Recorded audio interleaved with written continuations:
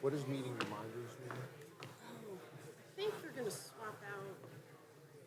Oh, so that's not our slide. Right. Yeah, the opening. Do we just, Yeah. if he hits. Yeah, he's opening them now. Okay. So Okay. he's watching it. There's someone in the control room. Okay.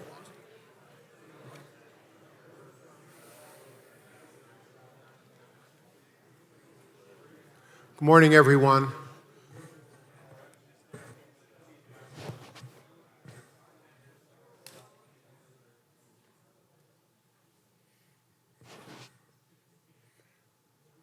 Welcome. We're glad you're here. We're getting off to a bit of a late start because we believe due to the weather, the security, and other matters,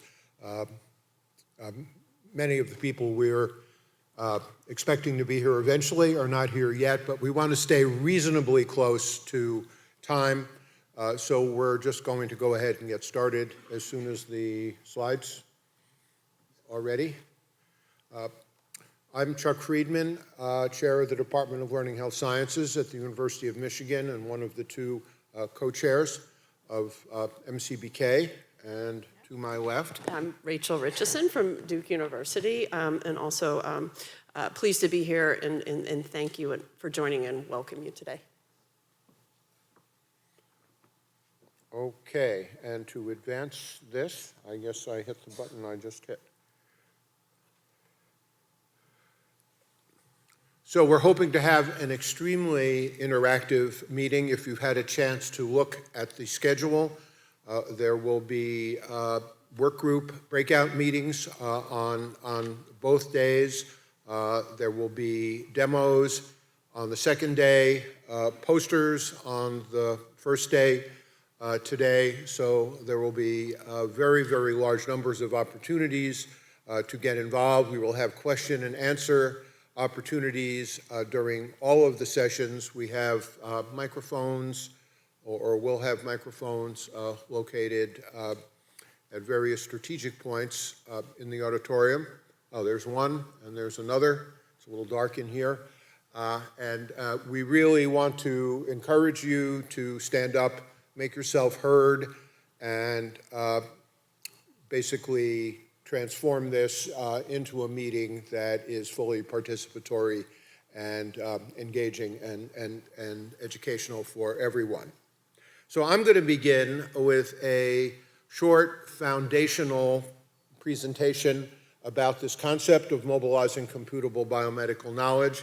At that point, I will turn the podium over to Rachel, who will talk about why we're all here, the pursuit of better health that binds us all together, and then somewhat more specifically what the MCBK community is all about, the work groups, and more specifically the goals and plans for this meeting.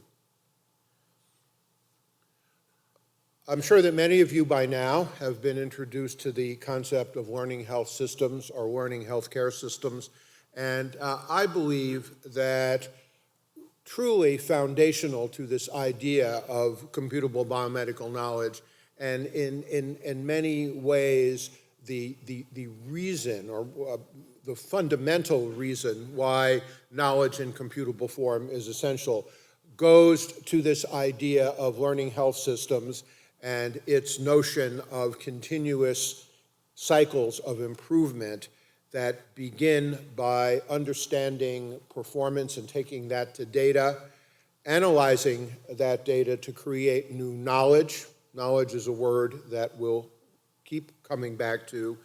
Then directly taking that knowledge to performance, to change practice. And it's this linkage between the transformation of data into knowledge and the subsequent transformation of knowledge to performance that makes the most compelling case, to my way of thinking, as you'll see in a moment, for mobilizing computable biomedical knowledge.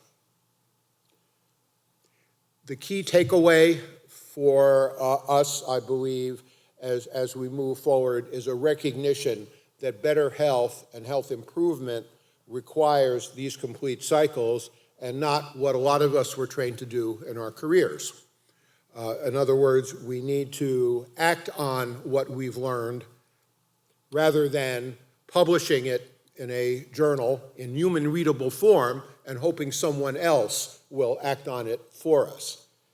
I believe, and many others believe, that it's this expectation that there's someone there to take our knowledge, the knowledge we create, and move it into practice that leads to the well-documented time latency between discovery and implementation. We need to much more tightly couple these steps. So you can think about knowledge sitting at the top of this cycle, metaphorically, but perhaps somewhat literally, as the keystone that holds the learning cycle together, that enables this direct transformation, this direct connection between creation of new knowledge and its implementation to practice. If we rely on this knowledge being represented only in human readable form, this direct coupling is just too hard to do, and I'm going to elaborate on this further in these brief remarks. But let's go back for a moment and think about what knowledge is. I am not going to make this into Philosophy 101, where we could spend many, many days, not just these two, talking about what knowledge is. I'm going to share with you a practical definition of knowledge which suits very well this notion of mobilizing knowledge in computable form. And you can think about knowledge in this sense as a result, and more specifically, the result of an analytical and/or deliberative process that holds significance for an identified community. Some new knowledge is created purely by analysis, some is created purely by deliberation, but in most cases it's created by a combination of the two, and the knowledge really takes on meaning and importance when some identified community basically blesses this knowledge and says, yes, we believe in this and we believe it is worthy of being put into some form of action. And there are lots of examples. This slide could go on for many, many slides, but some examples of biomedical knowledge that suit this definition are predictive and explanatory models, computable phenotypes, causal or propositional networks, best practice guidelines, decision trees, and policies themselves. And in this brief summary of types of knowledge in this context, this progression goes from those which are produced primarily through analytical means to those which are, in the current world, produced primarily through deliberative means. The key point of departure for MCBK is this idea that knowledge can be represented in two complementary ways. On the left side of the slide is the way we are all accustomed to. Knowledge in books and journals, doesn't matter whether they're physical journals or PDFs, knowledge in books and journals are human readable knowledge. And for action to be taken on that knowledge, it requires people to read, interpret, and decide to take some action or other.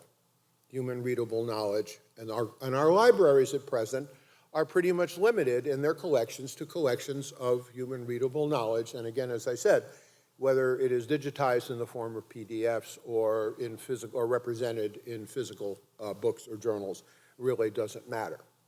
On the right, you see the idea that many, many types of knowledge in human readable form can have a computable version. In other words, a version of that same language, of that same knowledge that computers can read, corresponding to the knowledge that humans can read. And if we believe that there exists this computable form of knowledge, then we can think about libraries of the future, having holdings that include these digital artifacts in addition to their human readable forms. So a very quick and simple example, you can think of a paper.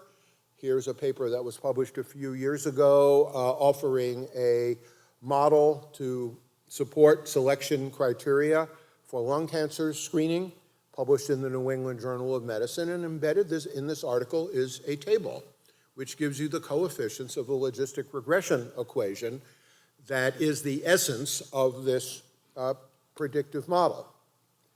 And it turns out that if you want to act upon this knowledge, you can take out an abacus, a slide rule, or some other computational mechanism, and for any given individual, compute the predictive risk based on this regression equation, or you can create a computable artifact which can take input data about a person and compute that risk.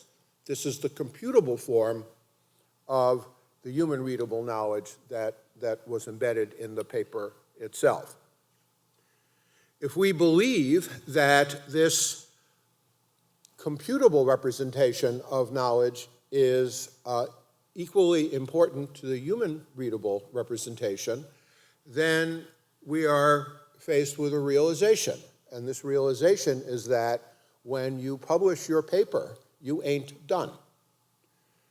Because the paper in human readable form then must be accompanied by a computable version of the model that the paper propounds.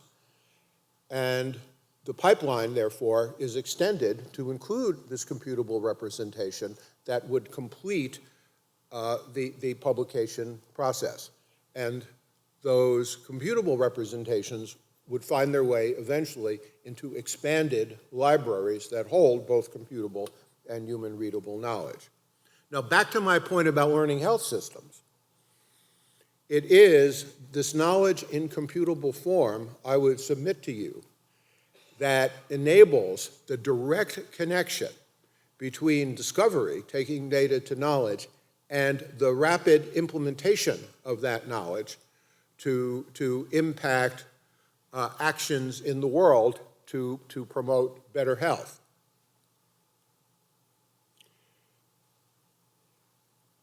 The process of discovery requires only what we might call mass access to knowledge, and the printing press, invented in 1440, the last knowledge revolution, and there really hasn't been one since then, enables this mass access to knowledge where people read results of discovery processes in journals and incorporate them into their own work, and this proceeds in a cascade from journal to journal, from research to research, and publication to publication. And this works fine as long as you have mass access. And printing, whether it's printing in ink on paper or printing in PDF in silico, enables this mass access. It works fine. But it doesn't enable what I would like to submit to you is the mass action effect that is required to couple discovery to implementation. We need the ability that only knowledge in computable form provides to take in vast amounts of data, run this data against one or more models, and produce in very, very rapidly and in virtually unlimited quantity advice or other kinds of communications that can be used to improve health. So to enable mass action, we need persistent computable knowledge, and that is what MCBK is all about. I don't think we can reach the vision and potential of learning health systems characterized by this coupling of discovery to action without the mass action capability that computable knowledge provides.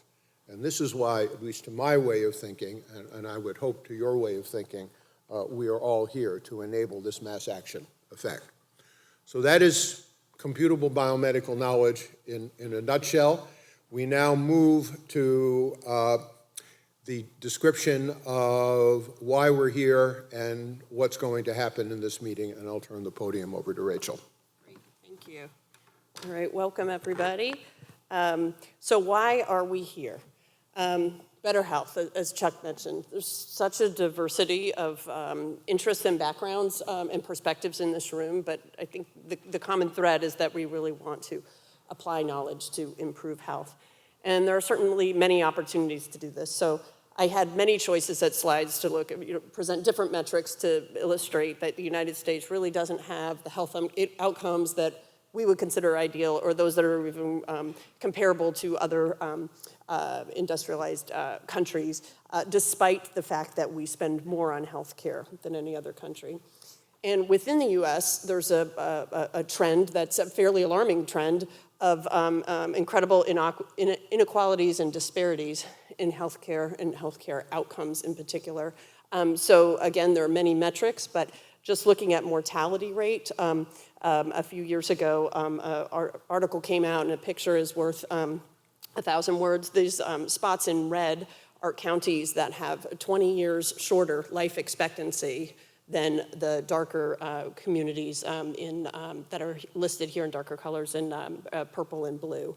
And so this is not getting better. This is actually a trend that's getting worse. So we are not getting the health outcomes that we want or deserve, and many of our US citizens are having suffering needlessly, and so there are many opportunities for us to apply knowledge to improve this situation.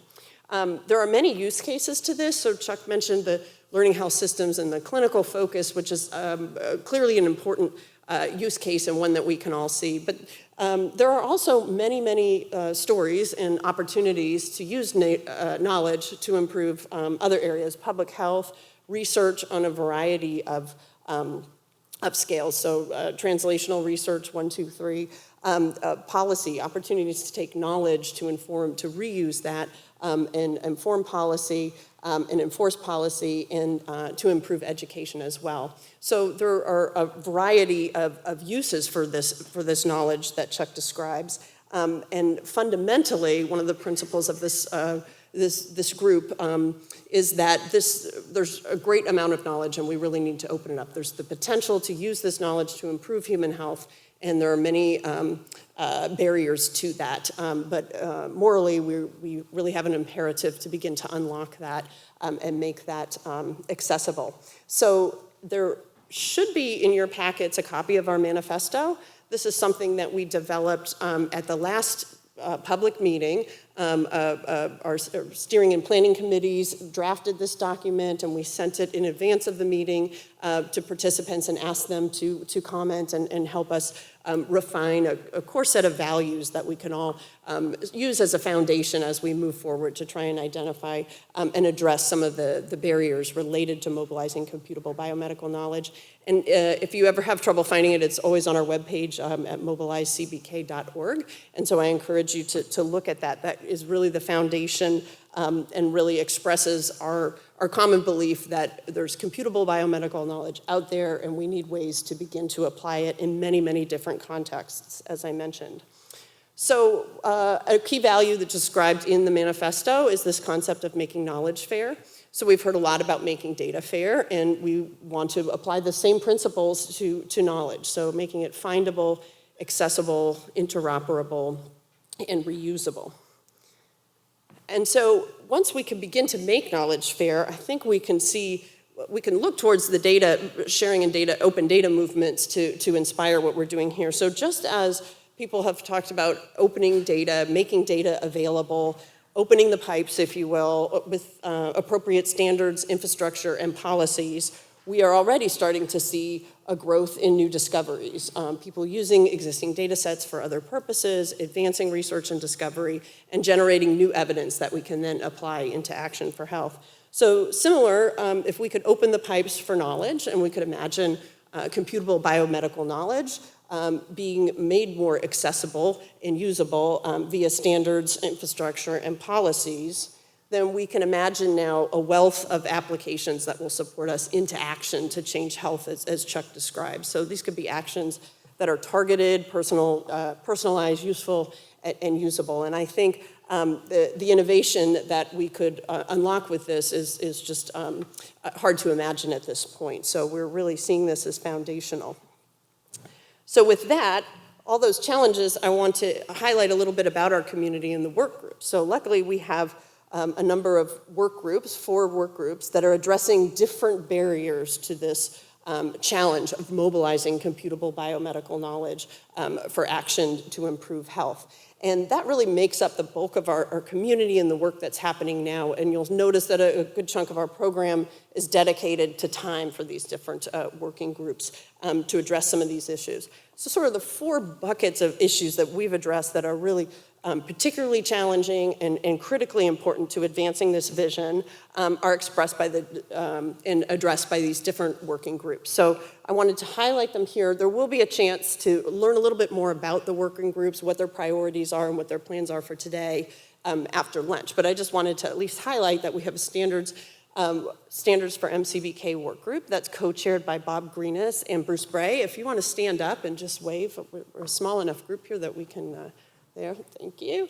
And then, so they're dealing with clearly the standards issues related to sharing and reusing knowledge. The technical infrastructure group is led by Chris Schaefer and Leslie McIntosh in the front here, if you want to just wave.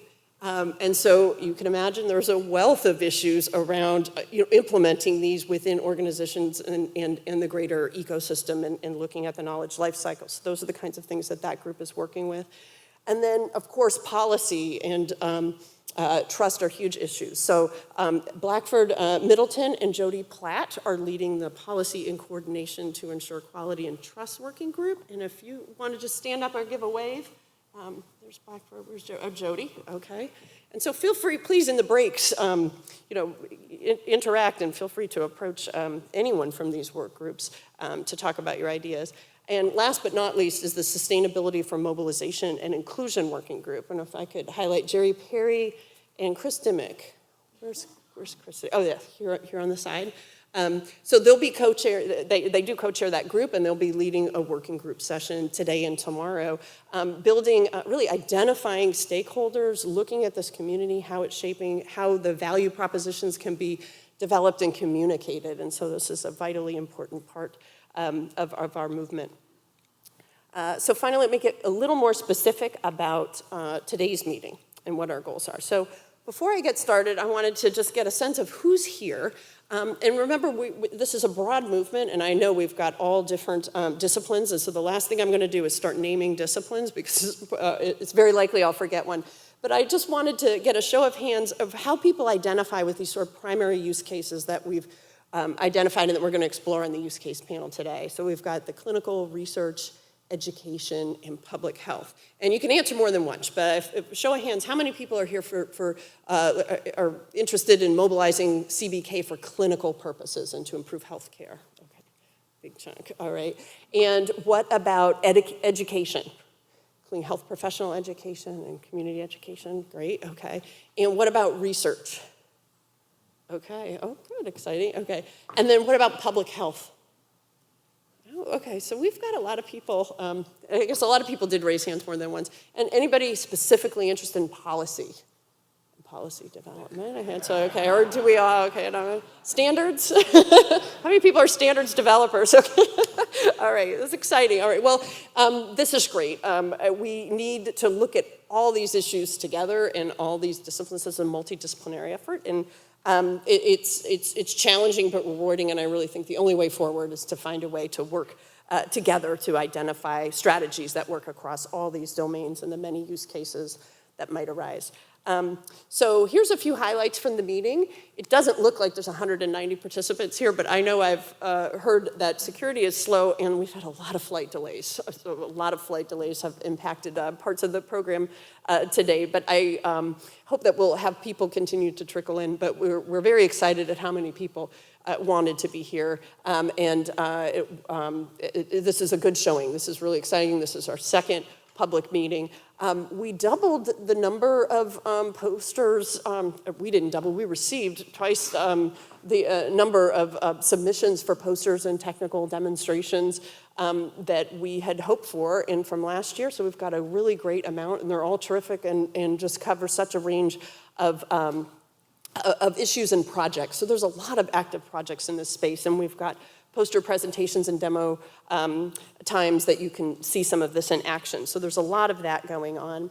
The 4 working groups that I mentioned, each one has an action session today and tomorrow for some deep discussion. There's a starting list of ideas and topics to work on, but I think these working groups are a starting point, and I can imagine as this interest grows that there are topics that could be formed in subgroups and that kind of thing. So the starting place is the working groups, and those cover those 4 large themes, but I think there's a lot of potential for this to really move forward. We have remarks and perspectives from national and international leaders here. We have several presentations and discussions, including a panel on different use cases to explore those in more depth and to hear from critical stakeholders in the mobilization of CBK. So the goals for this meeting are similar to those from last year's meeting, but we're getting traction, and we do have some exciting action plans developed for each of the work groups that we want to advance. But we really wanted to come together to strengthen our foundation of a shared recognition of the values and principles for mobilizing CBK, and then to frame and address important dimensions for mobilizing CBK still remains vitally important. We want to advance through the work groups these action plans and start making some traction with this. We want to identify priorities and plan next steps and really continue to grow this MCBK community. So with that said, the plan for the next 2 days, I'll start with today. We have, Dr. Patty Brennan has arrived, wonderful. So she'll give us some perspective from the National Library of Medicine on this. And then we have a panel on MCBK use cases that'll discuss the variety of applications for this. We'll have lunch and technical demonstrations and posters, and then the panel, as I mentioned, the breakout sessions, and then there will be an open mic session. So we encourage you, please come, and we'll have short comments. So we'll have a timer, and we'll have 1-minute comments, but we really want to hear from everybody here. What are the perspectives, concerns, interests of people in the room? And then we do have a reception tonight at the Rock Bottom Brewery, and I hope we can all mingle and discuss ideas that have happened throughout the meeting. The plan for tomorrow, we'll have some opening remarks from Dr. Dawn Rucker from the Office of the National Coordinator, and Dr. Deepak Kalra is here from the European Institute for Innovation using health data, and so that'll be exciting. We'll have more lunch and technical demonstrations, work group action sessions again, and this really is a key part of the meeting. We've tried to balance the program with enough speakers to give us sort of perspective and foundations, but really the bulk of our activity and impact is going to happen in these individual work group sessions. And then we'll have a panel where we can have meeting reflections, and again, there'll be some time for interaction and sharing from the community here, so we really want to hear that, and then we'll close. I want to thank our wonderful steering committee, also the NIH and the National Library of Medicine for helping us make these arrangements to have this wonderful space. But this steering committee has really helped shape the effort over the past year, as well as our meeting today. So with that, I will just make a reminder, if you haven't registered for a work group, please do. There's signups at the registration desk. We're trying to make sure that we have a way to keep in touch with everybody and get you on our mailing list. And similarly, we'd like you to sign up for the technical demos. We're trying to juggle rooms based on who signs up for what and what the interests are so that we could accommodate that. Reminder that we've got a Twitter tag here, Mobilize MCBK. The most important, I suppose, is we've probably already found them. The restrooms are out the door here. Which direction are, oh, they're both sides. Okay, so there's restrooms on both sides.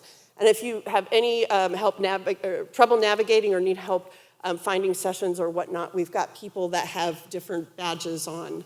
Oh, people have names on their badges, Lisa and Janelle, but catch any one of us or at the front desk to do that. So with that, well, let's move on. And I would love to, let's see, I'm going to